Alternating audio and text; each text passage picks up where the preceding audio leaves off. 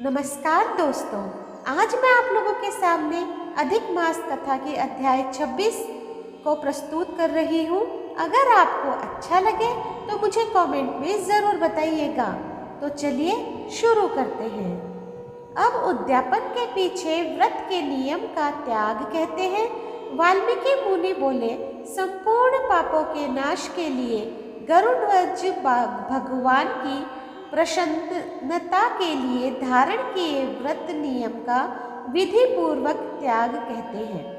हे राजन, नक्त व्रत करने वाला मनुष्य समाप्ति में ब्राह्मणों को भोजन करावे और बिना मांगे जो कुछ मिल जाए उसको खाकर रहने में सुवर्ण दान करना। अमावस्या में भोजन का नियम पालन करने वाला दक्षिणा के साथ गोदान देवे और जो आंवला जल में से स्नान करता है वह दही अथवा दूध का दान देवे।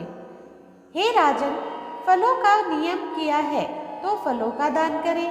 तेल का नियम किया है अर्थात तेल छोड़ा है तो समाप्ति में घृत दान करें और घृत का नियम किया है तो दूध का दान करें।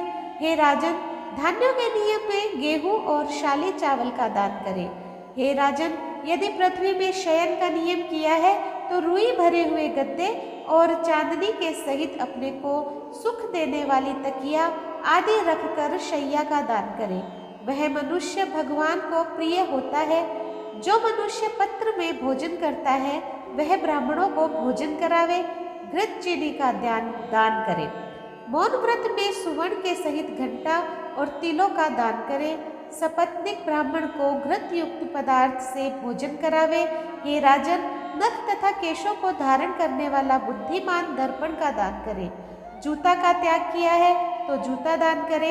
लवण के त्याग में अनेक प्रकार के रसों का दान करे। दीप त्याग किया है तो पात्र सहित दीपक का दान करे। जो मनुष्य अधिक मास में भक्ति से नियमों का पालन करता है वह सर्वदा वैकुंठ में निवास करता है। तांबे के पात्र में घृत और सुवर्ण की बत्ती रखकर दीपक का दान करे। व्रत की पूर्ति के लिए पलमात्र का भी दान देवे। एकांत में वास करने वाला 8 घंटों का दान करे। वे घट सुवर्ण के हो या मिट्टी के, उनको वस्त्र और सुवर्ण के टुकड़ों के सहित देवे और मास के अंत में जाता छाता जूता के साथ 30 मोदक का दान करे और भार ढोने में समर्थ बैल का दान करे। इन वस्तुओं के न मिलने पर अथवा यथोक्त करने में असमर्थ होने पर, हे राजन, संपूर्ण व्रतों की सिद्धि को देने वाला ब्राह्मणों का वचन कहा गया है। अर्थात ब्राह्मण से सुफल के मिलने पर व्रत पूर्ण हो जाता है। जो मलमास में एक अन्न का सेवन करता है वह चतुर्मास होकर परम गति को प्राप्त करता है। वह चतुर्भुज होकर परम गति को प्राप्त करता है। इस लोक में एकान्न से बढ़कर दूसरा कुछ भी पवित्र नहीं है। एक अन्न के सेवन से मुनि लोग सिद्ध होकर परम मोक्ष को प्राप्त हो गए। अधिक मास में जो मनुष्य रात्रि में भोजन करता है वह राजा होता है। वह मनुष्य संपूर्ण कामनाओं को प्राप्त करता है, इसमें जरा भी संदेह नहीं है। देवता लोग भी दिन के पूर्वक में भोजन करते हैं और मुनि लोग मध्याह्न में भोजन करते हैं। अपराह्न में पितृगण भोजन करते हैं। इसलिए अपने लिए भोजन का समय चतुर्थ प्रहर कहा गया है। हे नराधिप, जो सब बेला को अतिक्रमण कर चतुर्थ प्रहर में भोजन करता है, हे जनाधिप, उसके ब्रह्म हत्यादि पाप नाश हो जाते हैं। हे महिपाल, रात्रि में भोजन करने वाला समस्त पुण्यों से अधिक पुण्य फल का भागी होता है और वह मनुष्य प्रतिदिन अश्वमेध यज्ञ के करने का फल प्राप्त करता है। भगवान के प्रिय पुरुषोत्तम मास में उड़द का त्याग करें। वह उड़द छोड़ने वाला समस्त पापों से मुक्त होकर विष्णु लोक को जाता है। जो पातकी ब्राह्मण होकर यंत्र में तेल पेरता है, हे राजन, वह ब्राह्मण तिल की संख्या के अनुसार उतने वर्ष पर्यंत रौरव नरक में वास करता है। फिर चांडाल योनि में जाता है और कुष्ठ रोग से पीड़ित होता है। जो मनुष्य शुक्ल और कृष्ण पक्ष की एकादशी तिथि में उपवास करता है वह मनुष्य चतुर्भुज हो गरुड़ पर बैठकर वैकुंठ को जाता है और वह देवताओं से पूजित तथा अप्सराओं से सेवित होता है। एकादशी व्रत करने वाला दशमी और द्वादशी के दिन एक बार भोजन करे। जो मनुष्य देव विष्णु भगवान के प्रीत्यर्थ व्रत करता है वह मनुष्य स्वर्ग को जाता है। हे राजन, सर्वदा भक्ति से कुशा का मुट्ठा धारण करे, पुष्मुष्टि का त्याग न करे।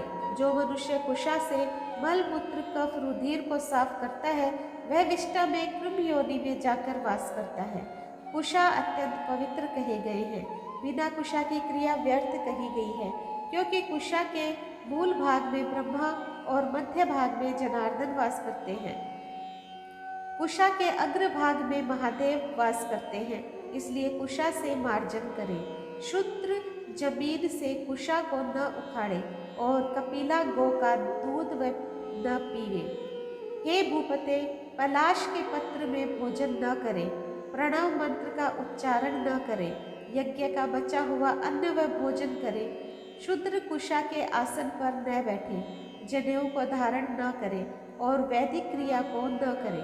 यदि विधि का त्याग कर मनमाना काम करता है तो वह शूद्र अपने पितरों के सहित नरक में डूब जाता है। 14 इंद्र तक नरक में पड़ा रहता है, फिर मुर्गा, सूकर, वानर योनि को जाता है। इसलिए शूद्र हमेशा प्रणव का त्याग करे। हे भूमिप, शूद्र ब्राह्मणों के नमस्कार करने से नष्ट हो जाता है। हे महाराज, इतना करने से व्रत परिपूर्ण कहा है, अथवा ब्राह्मणों को दक्षिणा न देने से मनुष्य नरक के भागी होते हैं। व्रत में विघ्न होने से अंधा और कोढ़ी होता है। हे भूप, मनुष्यों में श्रेष्ठ मनुष्य पृथ्वी के देवता ब्राह्मणों के वचन से स्वर्ग को जाते हैं। हे भूप, इसलिए कल्याण को चाहने वाला विद्वान मनुष्य उन ब्राह्मणों के वचनों का उल्लंघन न करे। यह मैंने उत्तम कल्याण को करने वाला, पापों का नाशक, उत्तम फल को देने वाला, माधव भगवान को प्रसन्न करने वाला, मन को प्रसन्न करने वाला धर्म का रहस्य कहा। इसका नित्य पाठ करें। हे राजन, जो इसको हमेशा सुनता है अथवा पढ़ता है वह उत्तम लोक को जाता है, जहाँ पर योगेश्वर हरि भगवान वास करते हैं। इति श्री बृहन्नारदीय पुराणे पुरुषोत्तम मास महात्म्ये षड्विंशोऽध्याय इति शरणम।